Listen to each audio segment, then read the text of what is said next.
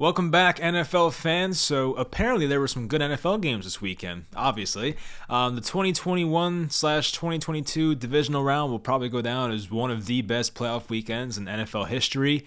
I don't know how every game ended up in like a game-winning field goal, basically, or I know the last game didn't, but it was a very good game regardless. So I don't know how it worked out that way. If you're a person that believes that the NFL is scripted, this was the weekend for you because it seemed like everything went so perfect and making every game suspenseful.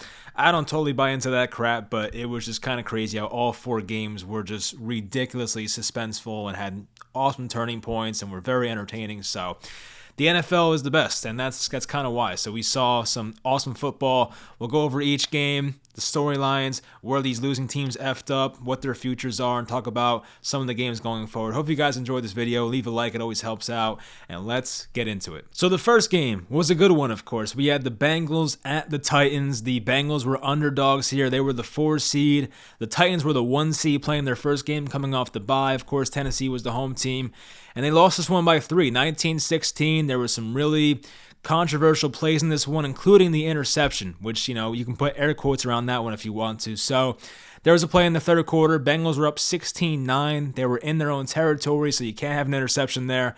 And Joe Burrow looks for the check down to Samaje Perine. It hits off his hands, and Amani Hooker, one of the secondary players for Tennessee, catches the ball. The nose of the ball hits the ground. They still call it an interception after review. And when I watched it live, I thought for sure it was an interception. But going back and watching the replay, it was like, I don't know, because I do think he would have caught it anyway. Like, I do think the ground didn't matter there, but you can make the argument, the football hit the ground, it shouldn't count. So I get both sides of the argument. I thought it was an interception personally, so I thought it was called the right way. But for a person who took Bengals money line, I was hoping it was going to go the other way. But anyway, the Bengals, look, their offensive line was awful. Joe Burrow was sacked 9 times in this game. That was the first time in NFL history. I saw a stat. First time in NFL history, a quarterback was sacked more than 8 times in a playoff game and still won. So most times when you get sacked that much, you're going to lose. But somehow Joe Burrow and the Bengals offense was able to overcome the incredible sack number there by the Titans defense, who definitely did their job in this game for the most part, holding them to 4 field goals in this one. The Bengals didn't have much of a run game. Joe Mixon was 4 for 59, had a touchdown though, but the run game was held in check for the most part. Jamar Chase had over 100 yards. No surprise there. 109 yards on 5 catches, which the guy's amazing. He had that long screen pass, of course. Like he's just one of those guys, Jamar Chase, just get the ball in his hands. He's not like Deebo Samuel, not that level, but he's like a tier below. He just get the ball in his hands and get the hell out the way. He makes things happen with the ball in his hands. So there was that, of course, and Ryan Tannehill has to be talked about. 3 interceptions, an interception on the first play of the game. You can't have those things. And Tannehill's on a big contract. I think he's in year 3 for it next year. He's on a 4-year deal for $100-something million. So Tannehill was not good. That's pretty much it. Tannehill did not play well. He made some impressive plays, including that ridiculous throw to A.J. Brown, who one-handed that back shoulder pass. That was a sick throw, of course, but Tannehill was not great in this game. You can't win games like this. And unfortunately for the Titans, they've kind of reached that ceiling of being like a second-round exit. So they have not passed the divisional round here the past few years in this Mike Vrabel era. So I think Tannehill is a pretty good quarterback, but obviously he's not good enough, and something has to change there. You can only run it back so many times until it becomes insane. So I don't know. I just think Tannehill, I don't know what else you can do there, honestly. You gave him Julio Jones, who was healthy for this game. You have A.J. Brown. You had Derrick Henry, definitely not 100%, but you still had Derrick Henry in this game. So I don't know what to do with Tannehill, but that's the Titans' problem. We'll talk about that in the offseason, of course. But as for the Bengals, offensive line's got to be better, of course. The defense is playing well. Obviously, stopping Kansas City next week on the road is going to be a massive task for that team. It's a very tough and near impossible thing to do, but if Joe Burrow has one of those games next week where he has 400 passing yards and 5 touchdowns, no turnovers, I could see a world where the Bengals win it. I'm not going to pick them to win, but I'll give the Bengals a fighting chance. I don't know what the spread is for that game. I have not looked yet, but it should be a fun game with a ton of points scored. Obviously, Tyrann Mathieu might be out for that game. He had a concussion, so we'll see what his status is next week. But yeah, it should be a fun game with a lot of points there in the AFC Championship game. But As for Tennessee, very disappointing after making the big Julio Jones trade and having some veterans on that defense, and you still have a pretty good offensive line there. So it's a shame, and I don't know what to do with Tannehill, but you're kind of just stuck with that. So anyway, I feel bad for the Titans, but the Bengals have been a great story so far, so it is nice to see them advance to the AFC Championship game. Next game, Saturday night, was the 49ers at the Green Bay Packers. It was the 5 seed versus the 1 seed, so obviously Green Bay was favored by like 5 or 6 points here. It just felt like Green Bay was going to win. Like, that was pretty much the outcome, especially after the first drive. I was at Buffalo Wild Wings. I watched the first drive. I was like, all right, this game's over. What are we doing here? Like, Aaron Rodgers goes up and down the field easily, hits Devontae Adams with a slant pass, then A.J. Dillon runs it in, 7-0 Packers in a blink of an eye. And then, for some reason, once the weather got bad, which I guess might be the reason. Now, I'm not here to make excuses, by the way, for the Packers. They dug their own grave. It is what it is. But ever since, like, the second half started, second quarter, really, the Packers' offense was just done. It makes no sense. And I think Aaron Rodgers, throughout most of his career, the playoff losses for Aaron Rodgers was because of his defense allowing like 30-something, 40-something, sometimes 50-something points.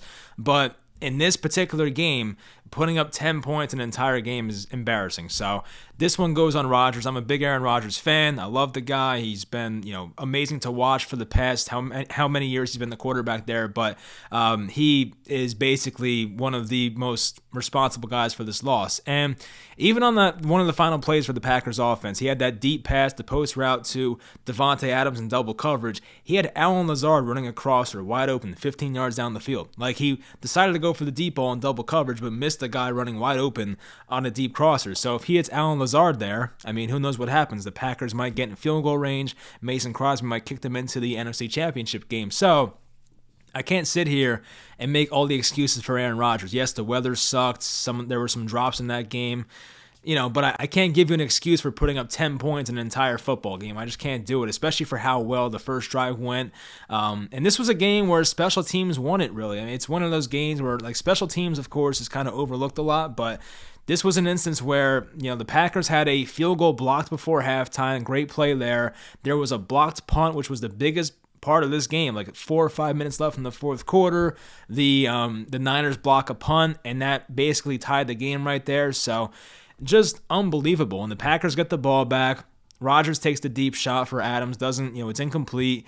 And the Niners get the ball back. Jimmy G makes a couple throws there, and they get in field goal range, and Robbie Gould kicks them into the NFC Championship game. So it's wild how the 49ers have so much success against Aaron Rodgers in the playoffs. I think I saw that the Niners are 4-0 against Rodgers in his playoff career. So it does suck. I think Rodgers deserves more than one Super Bowl, and I don't think he's playing in Green Bay next year if I had to guess. It seems like, based on his quotes, he was not very interested in staying. He was not very interested in staying for a potential rebuild. I just think his time in Green Bay is probably over. There's a chance he might retire, of course, which I hope's not the case, but maybe it is. I kind of want to see Rodgers in Denver next year. That'd be a good fit, but we'll see what happens with him. But yeah, I can't really give Rodgers a bunch of excuses. He was just, checking everything down, and he just did not look right for most of this game. And how much did the weather impact him? I don't know. But like Aaron Rodgers, I saw, had a quote from 2019 after the Raheem Mostert game, where Raheem Mostert had like 220 yards and 4 touchdowns, and the Packers lost by like 20 at San Francisco, the 2019 NFC Championship game. And Aaron Rodgers went on to say after the game, well, if that game was in Green Bay, we'd see a different result. Well, he got that matchup 2 years later, and they got destroyed, or 3 years later, but they got destroyed. So, yeah, you can't really say that if you're Rodgers and still get killed in the playoffs. It's just, it's a home game for the Packers. You should be used to playing in that weather, not them, not the team playing in California. So I'm not going to give you the weather excuse, but yeah, that was not what you want to see there for the Packers. It's still stunning that they did not win that game. It really is. And Aaron Jones actually had 9 catches for 129 yards in that game. He had a big play right before halftime, actually. Rodgers had a really nice play rolling out to his right, and Aaron Jones on the wheel route made a nice catch, and that led to the blocked field goal. So a lot of things went wrong there for Green Bay, of course, and it just goes to San Francisco's special teams. It goes to their defense playing very well. Nick Bosa had a couple sacks, and I'm still surprised Nick Bosa played. Like, his injury against Dallas the week prior looked nasty. It was like basically his neck went back, and it just did not look right whatsoever. So that man is lucky he's even playing. And same for Fred Warner. Like, Fred Warner went down on that Cowboys game holding his knee. I thought his ACL was torn. This guy was playing the next week too. So I give both those guys a lot of credit for, toughing it out and getting out there, especially in a very cold environment like that. So, Look, the 49ers, I mean, they're on like this journey right now. It feels a lot like the 2007 Giants where they're beating teams they're not supposed to be beating right now. They're a wild card team, and it's just a fun ride for them. I think I said they're the fifth seed. I think they might be the sixth seed, right? I think they might be the sixth seed. I forget. I don't know. But the Niners are just on this great journey right now, and listen, Jimmy G did not win them that game, but for some reason, Jimmy G is a winner. He knows how to win games. I don't know what it is about him, but it's just something with Jimmy G. He just gets it done, and it makes no sense. He threw a terrible interception in the red zone when he looked for George Kittle. That was an awful throw. I think Adrian Amos had the pick there, so that was an awful decision there before halftime by Jimmy G, but I guess outside of that one throw, he was fine. He did miss some guys, of course, but it's just weird how he continues to win but doesn't really look that great, so I guess eventually someone's going to get the Niners, but I don't know. They've been very good against the Rams recently, who they're going to play in the NFC Championship game, so anything can happen. We know about the Shanahan versus McVay record. Shanahan owns McVay so far since they've been coaching there, so I don't know. It should be a fun game, though. It's crazy how far the Niners got, but I'm happy for them. And hopefully Deebo Samuel is 100%. He's definitely been taking some hits the past couple weeks, so hopefully he's fine. But, I think to win that game, you got to get better out of Jimmy G. You can't have an 11 for 19, 131, and one interception game. It's got to be better than that.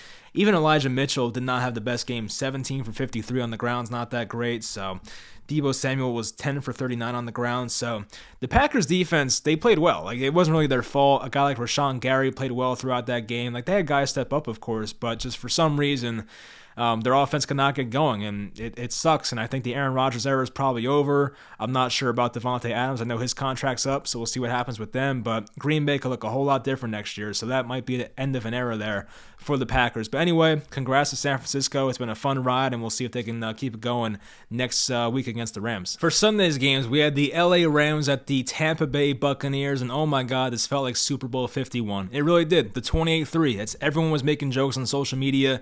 It felt literally just like that. It was like the same exact thing. The Falcons had the self-inflicted wounds of like the holding call and the fumble by Matt Ryan. I mean, like it was the same crap. And somehow the Rams over and over and over again, like 4 different times, just shot themselves in the foot. Like, there was even a time where they had a strip sack on Brady. I think it might have been Von Miller, actually, but they had a strip sack on Brady, and then get the ball back, and then the very next freaking play, the center puts a snap over Matthew Stafford's head when he's not paying attention, and the Buccaneers recover. It's like, you can't make this stuff up. And it was a wild game. Like, they were in control. It was 27-3. They came out in the third quarter. Matthew Stafford had the quarterback sneak touchdown. 27-3 score. They were about to score again. Cooper Kupp catches the out route, and Cooper Kupp, who like rarely fumbles on that play. Buccaneers recover. Cam Akers right before halftime fumbled on like the 4-yard line of Tampa Bay. That would have changed the entire game right there. And Cam Akers on a play where he pretty much sealed the game. Like, I think at that point, the 2-minute warning had not happened yet, but he basically picked up the first down, but Ndamukong Suh ripped the ball out, and Cam Akers fumbles for the second time in that game, loses his second fumble, and of course the center puts the snap over Matthew Stafford's head when he's not paying attention. So, unbelievable. And just me being a Matthew Stafford fan, supporter, I'm very proud of the guy. Everything went against him in that game. There were 4 turnovers. None of them were his fault. And Stafford went out there and had a 28 for 38 performance, 366 yards, 2 touchdowns, and no turnovers. Now, he almost had a crucial fumble in that game late in the fourth quarter, but he did recover his own fumble. But Matthew Stafford was unbelievable. Made the biggest throw of his career to Cooper Kupp on the post route. I have no idea why they played a cover 0 all-out blitz on that play, but they left Cooper Kupp one-on-one, and that was a mistake. So Cooper Kupp made them pay, and he's been the best receiver in football this year. So that was a very ballsy call there by Todd Bowles, the defensive coordinator for Tampa. But yeah, I'm proud of Matthew Stafford, happy for the guy, and I think he deserves this. And I hope the Rams go to the Super Bowl. That was actually my pick before the year to make the Super Bowl. So I hope the Rams get there. Nothing against the Niners, of course, but just I like the Rams. I love Odell Beckham still as a Giants fan. I love Matthew Stafford, so I want to see that team make it there. But there were just a couple plays on Tampa's defense where they screwed up. It was the big Cooper Kupp catch to get them in field goal range to lead to the eventual Matt Gay game-winning field goal. But even that play in the second quarter where Cooper Kupp caught like a 70-yard touchdown on 3rd and 20. It was 3rd and 20. They were playing like a cover 3.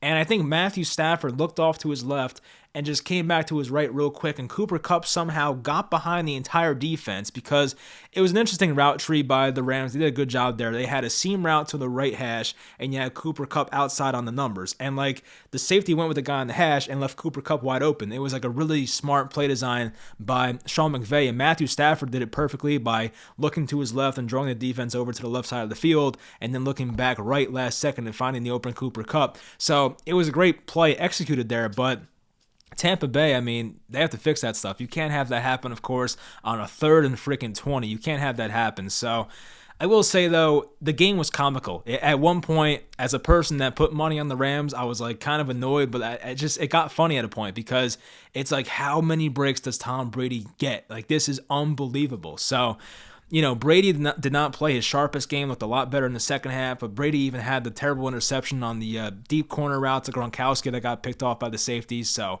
and there was a really ridiculous play in this game. Here it was. It was 27-13 Rams, and the Bucs were driving. It was 4th and 14, and they threw a pass near the end zone. And Eric Weddle, who got signed at like 37 years old, came off the street for the Rams to play safety, has this illegal hit on Mike Evans, but for some reason it was called a dead ball penalty. This rule makes no sense in the NFL. Now, once again, I wanted the Rams to win, so I didn't care. But if you're a Tampa Bay fan, this rule has to piss you off because basically it only counts as a dead ball foul because the ball hit the ground. So if Mike Evans, like if the ball was still in the air and Mike Evans got hit, it would have been like a 15-yard penalty, first down for Tampa. But because the ball hit the ground and then he got popped by Weddle illegally, by the way, in the helmet, it was called Rams ball, loss of 15 yards. Like, it just, that made no sense. It was a very stupid call. Obviously, the officiating was not as bad as last week, but a call like that makes no sense to me whatsoever. That would have changed the entire game possibly because for Tampa, that was a turnover on downs, and let's say Mike Evans catches that ball, it would have been 27-20 with like 12 minutes left in the fourth quarter. It would have been a much closer game, and Tampa would have had a lot more time to come back there. So it's just crazy how that happened, and it's a very stupid rule. I don't get it personally, but I benefited from it, so it's whatever. But I keep loving what I see from this Rams defense. Von Miller looks like literally prime Von Miller. He looks awesome right now. Aaron Donald's still playing at a very high level. Leonard Floyd makes plays for this team still. So there's guys, even this Nick Scott guy playing safety, who I have not heard of course. Like, he was playing well. He had the interception, actually. He was the safety I was talking about earlier on the Rob Gronkowski route. Like, he had some really awesome plays in this game at safety. Even Jalen Ramsey got burnt on a play, a very key play in this game for Mike Evans. It was like a desperation heave by Tom Brady, and Jalen Ramsey got beat, which you don't see very often. But yeah, so that was interesting. But, you know, Ramsey, I guess, for the most part, had a pretty nice game, but Mike Evans definitely made some noise out there, so it wasn't a great game. But yeah, it was one of those games that just felt like Tom Brady was somehow going to come back and win that game. It really did feel that way. So credit to the Rams for not allowing that momentum to get to them and finding enough willpower to get through that game and still win it. Tampa obviously tied the game. They had to go down and get in field goal range. And Matt Gay, who's been clutch all year, makes the big kick and sends the Rams to the NFC Championship game for the second time in 3 seasons. So that was good to see, of course. I'm happy for them, and I like the Rams, so it's all good. But for Tampa, Tom Brady has not committed to coming back next year yet. I mean, I'd be surprised if he retires, but he has not said he's coming back yet, so we'll find out about that, of course. I don't know what Tom Brady's future is going to be, but it was not the sharpest Tom Brady game. Obviously, the pass rush for the Rams had a big impact on him in this game. You know, Evans and Gronk played very well. Even Leonard Fournette had a good game as well. Scotty Miller made some big catches. There was one play on a key 4th down where Brady had Scotty Miller wide open. He ran like a deep curl, but for some reason Brady did not see him and didn't throw him the ball, so that was a bit interesting. But he had a lot of time on that play too, so I was surprised Brady missed that. So anyway, that play call by Todd Bowles to leave Cooper Kupp one-on-one was crazy, and they kind of got the result they deserved, and Matthew Stafford played his ass off. So I hope the Rams go all the way. That's kind of who I'm pulling for right now, honestly. So I was happy to see that outcome, but we'll find out if Brady's back. I'm not sure. I'd be surprised once again if he retires after this, but we'll find out. But for Tampa, the future is still bright, of course. You have a good team over there, a very stacked roster.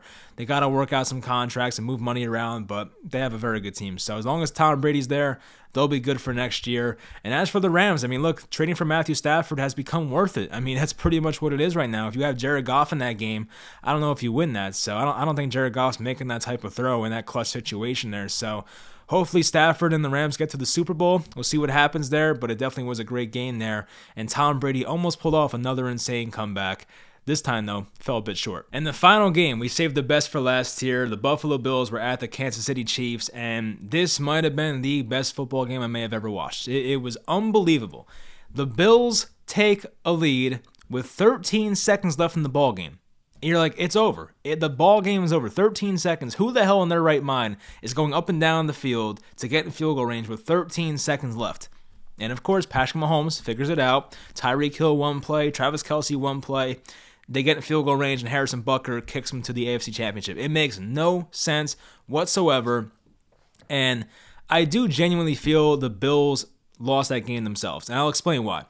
There was 13 seconds left, right, after they scored. Gabriel Davis has his 4th touchdown, take the lead there.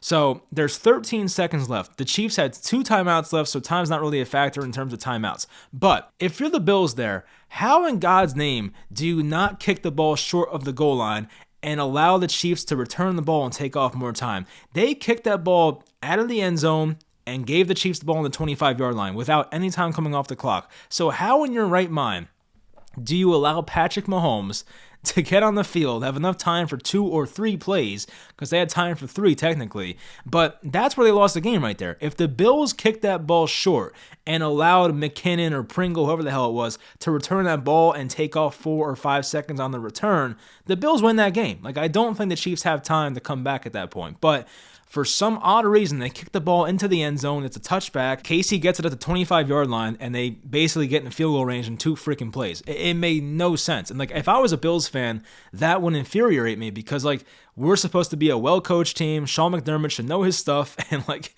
they still kick it in the end zone. It made no sense. None. Even I was saying that. I'm not even, like, a coach. Like, I never played organized football. I'm sitting here saying you cannot kick that ball in the end zone, and they still did it. And it's like, what the like? It makes no sense. So, like, I'm frustrated for the Bills. I put a lot of money on the Chiefs in that game, so thank God it turned out the way it did. But, like, I feel bad for the Bills because that is, like, the worst way to lose. Like, you did it to yourself in a way. And I will say, if you're a Bills fan, the future is very, very bright. Like, it's sad. I get it. Like, you know, it's kind of how I felt probably when the Nets lost Game 7 last year. But it's like you have one of the, if not the brightest future in the NFL right now. So, Buffalo fans, the future's very bright. Josh Allen's a unicorn. He's tremendous. You found Gabriel Davis in like round 4, round 5 last year. This guy just had 200 yards and 4 touchdowns in the AFC Divisional round. It's crazy. I mean, honestly, Stephon Diggs was very quiet. 3 catches for 7 yards. Wow. But anyway, what Gabriel Davis and Josh Allen were able to do in that game, even Devin Singletary had some nice plays in this game. It was tremendous. Like, the Bills did not deserve to lose. Like, no one deserved to lose that game. That's the sad part. Someone had to lose. But the fact that they kicked that ball in the end zone just killed them. I just cannot fathom how that happened, why that happened. Makes no sense to me, because let's just say they kicked it short, right? They force the Chiefs return. They might get down to the 25, 30-yard line, but you take 5 seconds off the clock. So at that point, they're dealing with like 7 seconds or 8 seconds left rather than 13. I will say the way the Chiefs executed those 2 plays to get in field goal range was a thing of beauty. They had 3 receivers to the right, I believe, and Tyreek Hill was the guy in the slot. They just gave it to Tyreek Hill. He just somehow zigzagged through defenders and got to like the 45-yard line, his own 45-yard line. They call timeout. There was 8 seconds left. Next play, Travis Kelce is on his own, one-on-one with a cornerback who's playing like 10, 15 yards off. He was supposed to run out apparently, but Patrick Mahomes and Travis Kelce had a discussion before the snap, and Kelce said, if they play me this certain way, I'm going to run a different route. I'm going to run up the seam. And that's exactly what Travis Kelce did. So he ran the wrong route technically, but Patrick Mahomes knew what he was doing. So he runs up the seam, catches the pass, runs for like 5 more yards, and somehow gets in field goal range. And Harrison Butker kicks him to the AFC Championship game. So if you're Buffalo, that whole thing was executed so poorly. I mean, Kansas City with one of the greatest comebacks of all time. Like, to come back with 13 seconds left. It's like you don't see that very often. It felt like the game was over, but like I just don't know how the hell that happened. It made no sense to me. So For Buffalo, yes, you played a great game, but you also just had this awful self-inflicted error to kick the ball into the end zone and give Patrick Mahomes the free 25 yards without any time coming off the clock. That's what lost him the game. So you can go back and diagnose certain plays and what happened there, but just it's the kickoff. Sometimes, once again, special teams, just like that Packers and the 49ers game, special teams. This game, special teams. I mean, obviously, both offenses combined for like 1,000 yards probably, but just that kickoff, I think, really resulted in the difference in this game. So if I'm a Buffalo fan, I'm feeling great about the future, but this is a tough loss to get over, of course. But Patrick Mahomes was playing at a god level in this game. 33 of 44, 378, 3 touchdowns, rushed for 69 yards, a rushing touchdown. Both quarterbacks were great. Like Mahomes and Allen just put on a clinic. It lived up to all the hype. And a lot of times when those quarterbacks play each other, like the creme de la creme of the quarterback position, it doesn't exactly live up to the hype. This one did. This was an awesome performance by both quarterbacks. Neither guy deserved to lose. And there's arguments about the overtime rules and what they should be. I kind of want it to change, honestly, because I just don't think it's fair how a guy like Josh Allen doesn't get to touch the ball because of a damn coin flip. Like, that makes no sense to me. So I hope the NFL in the future makes some type of rule change. I don't know what to do personally. I had the idea of like maybe putting the ball on like the 15-yard line of the opponent and giving them 3 plays to score a touchdown and go back and forth until someone doesn't score a touchdown. So I don't know, but there's got to be a way to fix the overtime rule. It's just not very fair for the team that loses the coin toss and has a bad defense. So I don't know, but that's just how I feel about it. For Kansas City, they are damn near impossible to stop, and I feel bad for the Bengals who have to go up against that offense next week and have guys like Eli Apple in the secondary probably will get torched by some secondary receivers there. So, yeah, it's going to be a tough task, of course. But anyway, the Chiefs look unstoppable right now. They have to be the favorites. I have not looked at the Super Bowl favorites, but in my opinion, the Chiefs are probably the favorites. I would say the Rams are probably second favorite right now. I don't know about the Bengals and about the 49ers, but still, this game was unbelievable and lived up to all the hype. And this really felt like the Super Bowl because this was the game of like possibly the 2 best teams in the NFL playing against each other. Now, unfortunately, based on seeding, they had to play in the divisional round, which is kind of stupid, but this felt like the Super Bowl. This felt like the best 2 teams playing against each other. Obviously, if you're Kansas City, you got to win 2 more games, but this felt like the best game of the year and possibly 2 of the best teams going head-to-head. So if you're Buffalo, it sucks. This is how your season ended last year, too, losing at Kansas City. This time it was a lot tougher, of course, but I don't know. I feel for those fans. They're great fans. I feel for Josh Allen. I feel for a lot of people in Buffalo for that loss, but it sucked. And that's just, it came down to the kickoff once again. So they executed that poorly, and they lost the game. So maybe they learned from their mistakes. I don't know. But anyway, that'll do it for the reactions to every game. I hope you guys enjoyed the video. It was an awesome week. I'll probably do something like this again next week, reacting to the championship games. We got next week, we have the Rams against the 49ers. Rams are the home team. And then we have the Chiefs against the Bengals. Chiefs are the home team. So should be some fun matchups. I expect a lot more scoring from the AFC matchup. For the Rams and 49ers, I don't know. It could be a bit more of a ground and pound type game, lower scoring, but you never know in these type of situations. I have no idea. I personally, before the season started, I picked the Rams and Chiefs to go to the Super Bowl. I'm sticking with that pick, and that's what I think is going to happen. I have the Rams, Chiefs, and I think I picked the Chiefs. I have the Chiefs winning the Super Bowl. So that's my pick right now. Rams, Chiefs, Super Bowl. Chiefs win it. We'll see what happens. Anyway, hope you guys enjoyed this video, and I'll talk to you guys next time.